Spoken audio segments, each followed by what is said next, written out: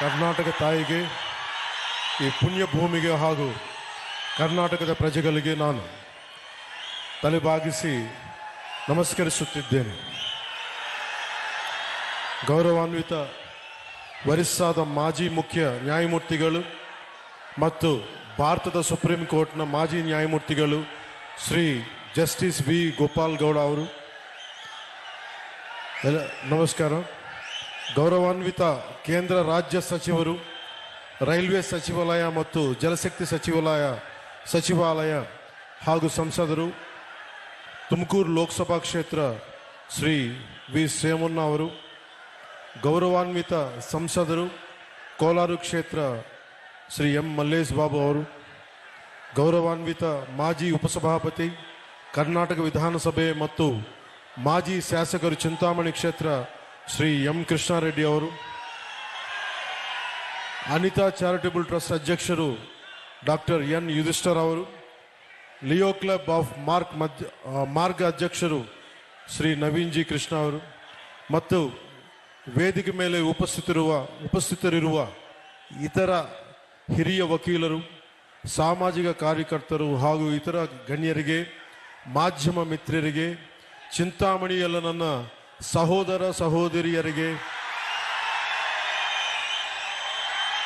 ಸಾರ್ವಜನಿಕರಿಗೆ, ನೇರ ಪ್ರಸಾರವನ್ನು ವೀಕ್ಷಿಸುತ್ತಿರುವ ಜನರಿಗೆ ನನ್ನ ಹೃದಯಪೂರ್ವಕ నమస్కారాలు.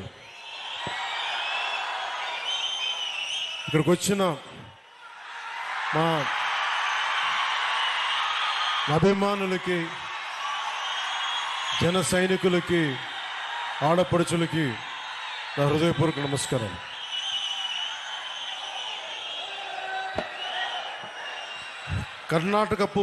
ಕರ್ನಾಟಕವು ಅದ್ಭುತ ಪರಂಪರೆ, ಸಂಸ್ಕೃತಿ ಮತ್ತು ಹಲವು ಪ್ರತಿಭೆಗಳಿರುವ ನಾಡು. ಜಗತ್ತಿಗೆ ಅವರ ಇಂಜಿನಿಯರಿಂಗ್ ತೇಜಸ್ಸು ಮತ್ತು ದೃಷ್ಟಿಕೋನದಿಂದ ಭಾರತದ ಮೂಲ ಸೌಕರ್ಯವನ್ನು ಬದಲಿಸಿದ ಭಾರತ ರತ್ನ ಮೋಕ್ಷಗುಂಡಂ ವಿಶ್ವೇಶ್ವರಯ್ಯಂತಹ ಮತ್ತು ಅವರ ರಚನೆಗಳ ಮೂಲಕ ಮಾನವೀಯತೆ, ಸಮಾನತೆ ಮತ್ತು ಸಾಮಾಜಿಕ ನ್ಯಾಯದಂತಹ ಮೌಲ್ಯಗಳನ್ನು ತಲೆಮಾರುಗಳಿಗೆ ಪ್ರೇರಣೆ ಕೊಟ್ಟಿರುವ ಪ್ರಸಿದ್ಧ ಕವಿಗಳಾದ ರಾಷ್ಟ್ರಕವಿ ಕುಪ್ಪಳಿ ವೆಂಕಟಪ್ಪ ಪುಟ್ಟಪ್ಪ ಕುವೆಂಪು ಅವರಂತಹ ಮಹನೀಯರನ್ನು ಕೊಟ್ಟಿರುವ ನಾಡು. ಕರ್ನಾಟಕದ ಜನರು ಯಾವಾಗಲೂ ತಮ್ಮ ಶ್ರಮ, ಸೃಜನಶೀಲತೆ ಮತ್ತು ಪ್ರಗತಿಯ ಕಡೆಗೆ ಪ್ರತಿಬದ್ಧ ಇರುವವರು. ಈ ಮಹಾನ್ ಭೂಮಿಯ ಮಗನಾದ ಜಸ್ಟಿಸ್ ಗೋಪಾಲ್ ಗೌಡ ಗೌಡರನ್ನು ಸಂಭ್ರಮಿಸುವುದು ಒಂದು ಗೌರವವಾದ ವಿಷಯ. ಅವರ ಜೀವನ ಮತ್ತು ಕಾರ್ಯ ಕರ್ನಾಟಕವು ನೂರಾರು ವರ್ಷಗಳಿಂದ ಪಾಲಿಸಿರುವ ನಿಷ್ಠೆ ಮತ್ತು ಸೇವೆಯ ಮೌಲ್ಯಗಳನ್ನು ಪ್ರತಿಬಿಂಬಿಸುತ್ತವೆ. ಗೌರವಾನ್ವಿತ ಜಸ್ಟಿಸ್ ವಿ ಗೋಪಾಲ್ ಗೌಡ ಅವರು 75ನೇ ಜನ್ಮದಿನ ಆಚರಣೆಯ ಈ ವಿಶೇಷ ಸಮಾರಂಭದ ಭಾಗವಾಗಿರುವುದು ನನಗೆ ಅಪಾರ ಸಂತೋಷ ಮತ್ತು ಗೌರವವಾದ ಭಾವನೆಯನ್ನು ನೀಡುತ್ತದೆ. ಅವರು ಭಾರತೀಯ ನ್ಯಾಯ ವ್ಯವಸ್ಥೆಯಲ್ಲಿ ಬಹು ಗೌರವನೀಯ ವ್ಯಕ್ತಿತ್ವಗಳಲ್ಲಿ ಒಬ್ಬರು. ಸತ್ಯ, ದಯ ಮತ್ತು ನ್ಯಾಯಕ್ಕೆ ಇರುವ ದೃಢ ನಿಷ್ಠೆಯಿಂದ ಪರಿಚಿತ. ಮನಸ್ಸಾಕ್ಷಿಗೆ ಅನುಸರಿಸಿ ನಡೆದರ ನ್ಯಾಯ ಹೇಗೆ ಜೀವನಗಳನ್ನು ಬದಲಬಲಿಸಬಹುದು ಎಂಬುದಕ್ಕೆ ಅವರು ನಿಜವಾದ ಉದಾಹರಣೆ.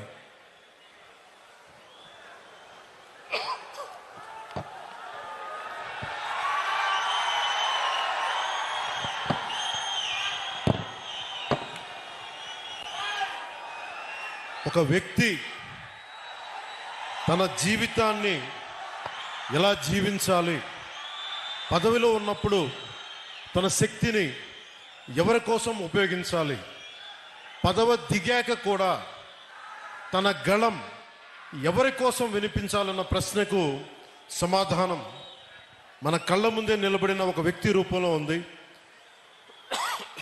ఆయనే జస్టిస్ వి గోపాల్ గౌడ గారు. ఆయనకు జనసేన తరపున,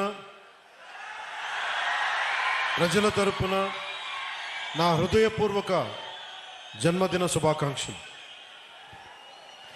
జస్టిస్ గోపాల్ గౌడ గారు కేవలం న్యాయమూర్తే కాదు, ఆయన కర్ణాటకలోని చిక్బళ్ళాపూర్ జిల్లా పీడూరు అనే గ్రామంలో పుట్టిన ఒక రైతు బిడ్డ. మణ్ వాసన అంటాం తమిళ్లో, మట్టి వాసన, కష్టం విలువ తెలిసిన నేపథ్యమే ఆయన లేబర్ ప్రో పూర్ న్యాయమూర్తిగా మార్చింది. ఆయన డిగ్రీ అయినాక 75లో న్యాయవాదిగా నమోదయ్యారు. కానీ కోర్టుల్లో వారు అడుగుపెట్టింది కేవలం ఫీజుల కోసం కాదు, సగటు ప్రజల కోసం న్యాయం జరగాలన్న తపన. బెంగళూరు మహానగర పాలిక స్టాండింగ్ కౌన్సిల్గా పనిచేసిన, లా కాలేజీల్లో ప్రొఫెసర్గా పాఠాలు చెప్పిన ఆయన దృష్టి ఎప్పుడూ కార్మికుల కర్షకుల సమస్యలపైనే ఉండేది. న్యాయ చరిత్రలో మైలురాళ్ళు జస్టిస్ గోపాల్ గౌడ గారు న్యాయపీఠంపై కూర్చున్నప్పుడు అది ధర్మాసనమైంది. ఆయన తీర్పులు చాలా ధైర్యంగా నిక్కచ్చిగా ఉంటాయి. ఉదాహరణకి ఒక చిన్న ఉదాహరణకి వైద్య నిర్లక్ష్యంపై దేశంలోనే అతిపెద్ద నష్టపరిహారం డాక్టర్ కునాల్ సాహా కేసులో ఆయన ఇచ్చిన తీర్పును మర్చిపోలేం. డాక్టర్ల నిర్లక్ష్యం వల్ల మరణించిన ఒక భార్యకు న్యాయం చేస్తూ 6,08,00,000 నష్టపరిహారం ఇప్పించిన మహానుభావులు ఒక జడ్జిగా. నష్టపరిహారం అంటే జస్ట్, ఫెయిర్ అండ్ రీజనబుల్, సమంజసంగా న్యాయంగా ఉండాలి. ఒక మనిషి ప్రాణం కోల్పోతే దానికి సరైన విలువ కట్టాలని దేశానికే ఆయన తీర్పు ద్వారా చాటి చెప్పారు.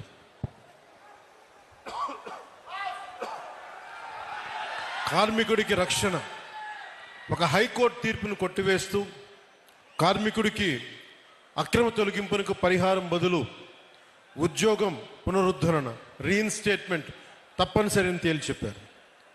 కార్మికుడికి ఉద్యోగం అంటే కేవలం జీతం కాదు, అది అతని గౌరవం, అతని భద్రత నిరూపించారు. రైతు భూముల్ని ఒక రక్షకులు వారు. పాత చట్టాల పేరుతో రైతుల భూముల్ని లాక్కోవటం ఎంతవరకు ధర్మం? భూసేకరణ చట్టం 2013లోని సెక్షన్ 24 పారాగ్రాఫ్ 2ను పటిష్టంగా అమలు చేస్తూ 5 ఏళ్లుగా పరిహారం చెల్లించని రైతుల భూములను అక్విజిషన్ ల్యాబ్స్ చేసి తిరిగి వారికి అప్పగించారు. రైట్ టు లైఫ్ అంటే జీవించే హక్కు అంటే జీవనోపాధి అని, రైట్ టు లైవ్లీహుడ్ అని ప్రభుత్వాలకి చాలా సున్నితంగా హెచ్చరించారు. అలాగే నాకు ప్రత్యేకించి జనసేన సిద్ధాంతాలకి ఆయన చాలా బలమైన సపోర్టర్, బలమైన మద్దతుదారు. జస్టిస్ గోపాల్ గౌడ గారు అంటే కేవలం రిటైర్డ్ సుప్రీంకోర్టు జడ్జి కాదు, ఆయన నేటికి ఏ పాలకుల్లో ఏ తప్పులు ఉన్నా కానీ రాజ్యాంగ ఉల్లంఘనలపై నిర్భయంగా గళమెత్తుతున్న ఒక నిత్య పోరాట యోధులు. ఆయన జనసేన సిద్ధాంతాలను, విలువలను ఎంతో గౌరవిస్తారు. అందుకే చాలా పరిస్థితుల్లో మేము చేసిన పోరాటంలో ఆయన పాలు పంచుకున్నారు. భూసేకరణ చట్టంపై కావచ్చు, నల్లమల యురేనియం తవ్వకాలు కావచ్చు, అలాంటి సమావేశాలు ఆయన ఇచ్చిన దిశానిర్దేశం మా పోరాటానికి బలం. ఇటీవల గత ప్రభుత్వాలు ఉన్నప్పుడు రాజధానుల ఆలోచనపై న్యాయపరమైన అంశాలను చాలా నిర్మోహమాటంగా నిక్కచ్చిగా చెప్పారు. ఆయన ధైర్యం, ఆయన నిబద్ధత, ఆయన విలువలతో కూడిన రాజకీయం, ఇవన్నీ జనసేన లక్ష్యాలు. యువ న్యాయవాదులకు, ప్రజానాయకత్వానికి, రాజ్యాంగాన్ని కాపాడాల్సిన అవసరాన్ని ఆయన నిరంతరం గుర్తు చేస్తారు.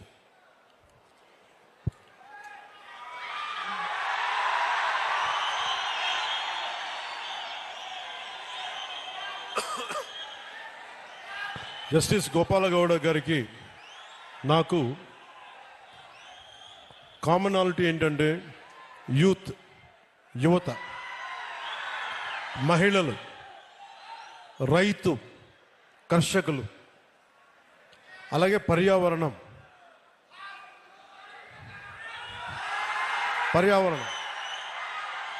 ఇవన్నీ మేమిద్దరం మాట్లాడుకున్నప్పుడల్లా ఆయన రెగ్యులర్గా, నేను ఉప ముఖ్యమంత్రి అయిన తర్వాత కూడా నాకు ఫోన్ చేసి ఆయన శుభాశీస్సులు తెలిపారు, శుభాకాంక్షలు తెలియజేశారు. ఇలాంటి మహానుభావుల పరిచయం, ఇలాంటి మహోన్నతమైన వ్యక్తుల పరిచయం జనసేనకి చాలా అండ. నాకేం అవసరం లేదు, మన భవిష్యత్తు కోసం, మన బిడ్డల భవిష్యత్తు కోసం, మీ తరాల భవిష్యత్తు కోసం. సినిమాల్లో పీక్ సక్సెస్లో ఉన్నప్పుడు, ఖుషీ తర్వాత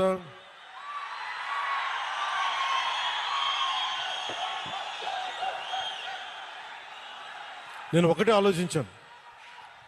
సినిమాల్లో మాట్లాడటం ఒక విధానం అయితే 2-3 గంటలు ఎంటర్టైన్మెంట్ అయిపోద్ది. కానీ ఆ స్ఫూర్తి జీవితంలో తీసుకుంటే ఎలా ఉంటుందని 2000 ఆలోచిస్తే ఈరోజు కొద్దిగా ఫలితం చూస్తున్నాం. ఆ ఫలితం, ఆ థాట్ వెనక, ఆలోచన వెనక ముఖ్య ఉద్దేశం భారతదేశంలోని యువతకి, మన దక్షిణ భారతంలోని యువతకి మనం ఎంత నిలబడగలం, ఆ ఒక్క ఆలోచనే నన్ను రాజకీయాల్లోకి పట్టుకొచ్చింది. అలా రాజకీయాల్లోకి వచ్చినప్పుడు గోపాల్ గౌడ గారు లాంటి వ్యక్తులు నిరాశ నిస్పృహతో ఉన్నప్పుడు, ఓడిపోయినప్పుడు నా భుజం తట్టి నువ్వు బలంగా ఉండు, మంచి రోజులు వస్తాయని చెప్పిన బలమైన వ్యక్తి నాకు.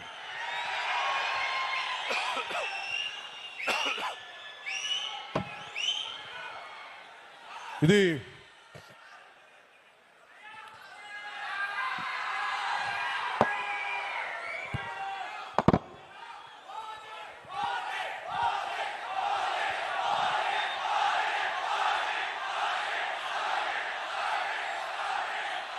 ఈ సందర్భంలో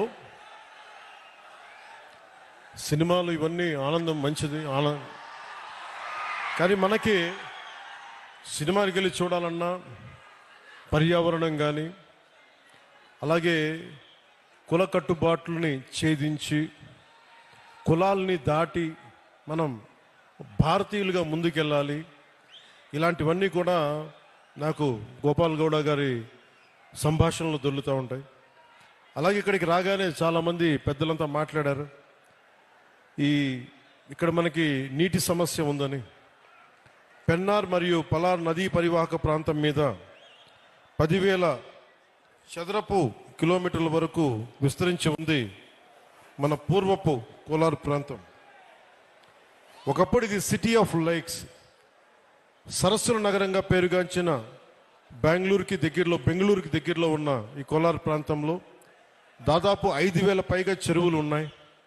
ఈ ప్రాంతం మన దక్షిణాసియా ఖండంలోనే ఎక్కువగా సరస్సులు, చెరువులు కలిగి ఉన్న ప్రాంతం.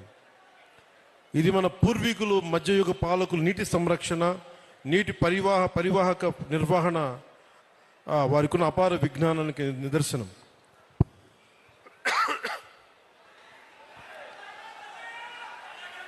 అలాగే ఇది మన జిల్లాలన్నీ కూడా ల్యాండ్ లాక్ రీజియన్స్ కాబట్టి నీటిని అందించడం మీద ఎలాంటి చర్యలు చేపట్టాలి అనేది చాలా బలంగా మాట్లాడారు అందరూ.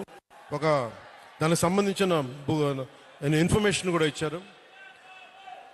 అలాగే కోలార్, చిక్బళ్ళాపూర్ జిల్లాలు బెంగళూరుకు ఆహారాన్ని అందించే అక్షయ పాత్ర ఈ రోజున నీటి ఎద్దడితో ఇబ్బంది పడుతూ ఉన్నారు. దీనికి సంబంధించి సోదర భావంతో మీ సమస్యని పరిష్కరించడం కోసం ఒక ప్రయత్నం చేస్తారని మీకు తెలియజేసుకుంటా ఉన్నాను.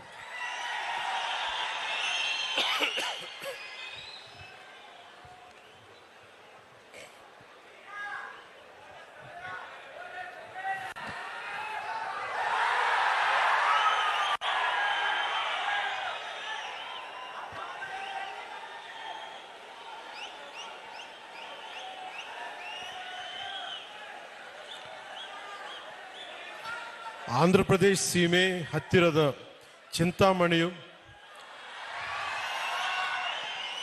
ఇక్కడికి వస్తూ ఉంటే చింతామణిలో ప్రతి ఒక్కరు కూడా మన అభిమానులందరికీ అంటే ఎంత అదృష్టం చేసుకున్నామంటే మనందరం మీ అందరి అభిమానం, మీ అందరి ప్రేమ ఒక మహోన్నతమైన న్యాయమూర్తి 75వ సంవత్సరం పుట్టినరోజుకి మనమందరం వచ్చి మీ శుభాకాంక్షలు, మీ ఆశీస్సులు ఆయనకి నిండుగా ఉన్నందుకు చాలా చాలా ఆనందంగా ఉంది. ಆಂಧ್ರಪ್ರದೇಶ ಸೀಮೆ ಹತ್ತಿರದ చింతామಣಿಯ ಈ ನಗರದಲ್ಲಿ ಇಂದು ಇರುವುದು నాకు ಗೌರವವಾದ ವಿಷಯ. ಇದು ನಮ್ಮ ಸಮಾನ ಮೌಲ್ಯಗಳು ಮತ್ತು ಆಳವಾದ ಸಂಬಂಧಗಳನ್ನು ಪ್ರತಿನಿಧಿಸುತ್ತದೆ. ಆಂಧ್ರಪ್ರದೇಶ್ ಮತ್ತು ಕರ್ನಾಟಕದ ಸಂಬಂಧ ಪರಸ್ಪರ ಗೌರವ ಮತ್ತು ದಶಕಗಳ ಸ್ನೇಹ ಮತ್ತು ಸಹಕಾರದ ಮೇಲೆ ಬಲವಾಗಿ ನಿಂತಿದೆ. ಅನೇಕ ತೆಲುಗು ಕುಟುಂಬಗಳು ಕರ್ನಾಟಕದಲ್ಲಿ ನೆಲೆಸಿದ್ದಾರೆ ಹಾಗೂ ಇಲ್ಲಿನ ಸಾಮಾಜಿಕ ಮತ್ತು ಸಾಂಸ್ಕೃತಿಕ ನೆಲೆಯನ್ನು ಸಮೃದ್ಧಪಡಿಸಿದ್ದಾರೆ. ಹಾಗೆಯೇ ಆಂಧ್ರಪ್ರದೇಶನಲ್ಲಿ ಅನಂತಪುರ್, ಶ್ರೀ ಸತ್ಯಸಾಯಿ ಮತ್ತು ಕರ್ನೂಲ್ ಜಿಲ್ಲಾಗಳಲ್ಲಿ 57 ಕನ್ನಡ ಮಾಧ್ಯಮ ಶಾಲೆಗಳಿವೆ. ಅಲ್ಲಿ ಮಕ್ಕಳಿಗೆ ತಮ್ಮ ಮಾತೃಭಾಷೆಯಲ್ಲಿ ಕಲಿಕೆಯ ಅವಕಾಶವನ್ನು ಕೊಡುತ್ತಿದೆ. ಇತ್ತೀಚೆಗೆ ಕರ್ನಾಟಕ ಸರ್ಕಾರವು 4 ಕುಂಕಿ ಆನೆಗಳನ್ನು ಮಾನವ ಮೃಗ ಸಂಘಟನೆಗಳನ್ನು ನಿಯಂತ್ರಿಸಲಿಕ್ಕೆ ಸಹಾಯ ಮಾಡಲು ಆಂಧ್ರಪ್ರದೇಶಗೆ ಕಳುಹಿಸಿತು. ಇದು ನಮ್ಮ 2 ರಾಜ್ಯಗಳನ್ನು ಒಂದುಗೂಡಿಸುವ ದಯ, ಸಹಕಾರ ಮತ್ತು ಐಕ್ಯತೆಯನ್ನು ತೋರಿಸುತ್ತದೆ. 5 ನಮಗೆ ಏನನ್ನು ನೆನಪಿಸುತ್ತದೆ ಅಂದರೆ ಸೀಮೆಗಳು ನಕ್ಷವುಗಳಲ್ಲಿ ಮಾತ್ರ ರೇಖೆ ಹಾಕಬಹುದು, ಮನಸ್ಸುಗಳನ್ನಲ್ಲ.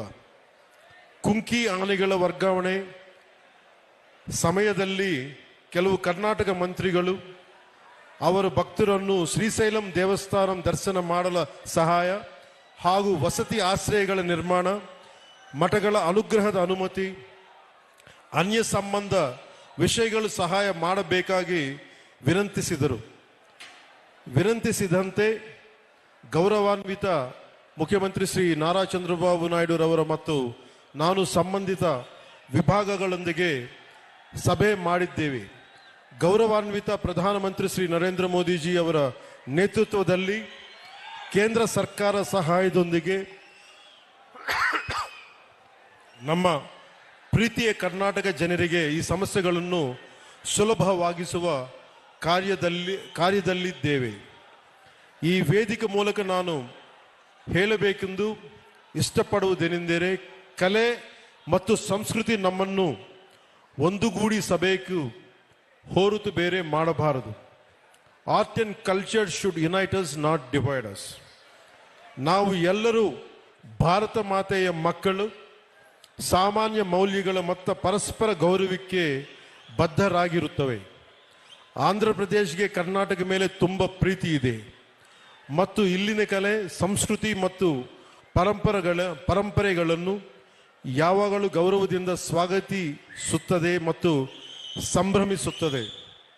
ಅದು ಚಲನಚಿತ್ರ ಆಗಿರಲಿ, ಸಾಹಿತ್ಯ ಆಗಿರಲಿ, ಸಂಗೀತ ಆಗಿರಲಿ ಅಥವಾ ಯಾವುದೇ ಬೇರೆ ಕ್ಷೇತ್ರವಿರಲಿ, ಇವು ಮನಸ್ಸುಗಳನ್ನು ಸೇರಿಸುವ ಸೇತುವೆಗಳು. ವಿಶೇಷವಾಗಿ ಚಲನಚಿತ್ರಗಳು ಜನರಿಗೆ ಪರಸ್ಪರ ಸಂಸ್ಕೃತಿ ಮತ್ತು ಮೌಲ್ಯಗಳನ್ನು ಅರಿಯಲು ಬಲವಾದ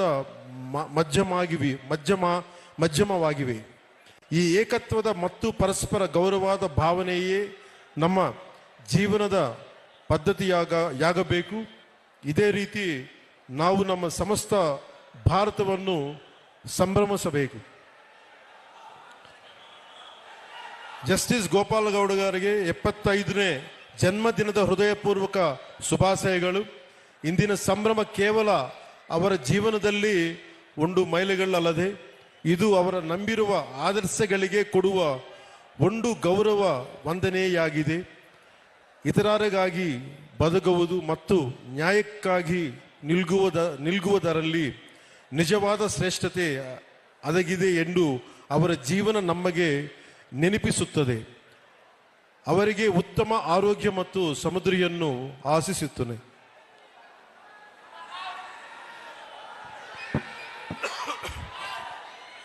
జస్టిస్ గోపాల గౌడ గారు 75వ వసంతంలోకి అడుగు పెడుతున్నారు. ఆయన మనందరితోటి ఆరోగ్యంగా ఉత్సాహంగా కలకాలం ఉండాలని, రూల్ ఆఫ్ లా స్థాపనలో మనకి దారి చూపాలని కోరుకుందాం. The question of how an individual should live their life, whom they should use their power to serve while in office and whose voice they should remain after retirement is answered by the life of one man standing right before us. October 6th marks the birthday of the great personality. He is none other than Justice V. Gopal Gowda ji. ఆయనకి మనస్ఫూర్తిగా మరోమారు మనందరి తరపున శుభాకాంక్షలు, పుట్టినరోజు శుభాకాంక్షలు తెలియజేసుకుంటూ సెలవు తీసుకున్నాను. జై భారత్, జై కర్ణాటక, జై హింద్.